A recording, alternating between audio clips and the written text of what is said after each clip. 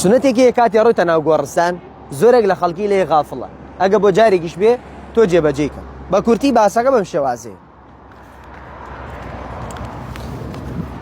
جارێکیان پێغەمبەرمان صلی الله عليه وسلم سەحابەیەکی بینی لە ناو گۆڕستانە بە نەعل و ڕێ کرد هاواری گر فەرمووی یا صاحب السبتیەتەین وەیحەک ئەلقی سبتیەتەک ئەو کەسەی بە نەعال لە ناو گۆڕستانە ڕێەکەی نعلەکەت داکەنە دوایەوە کە ئاوەڕی داوە تەماشای کرد پێغەمبەرمانە صلی الله عليه وسلم نعلەکەی داکەن.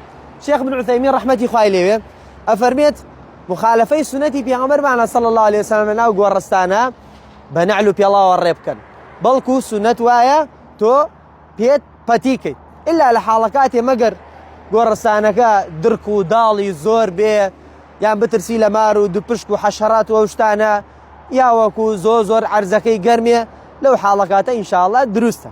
بەڵام هەتا توانی ئەگەر هاتی سەردانی کەسوکارێکت لەیلا کرد ئەو سنەتە جێبەجێ.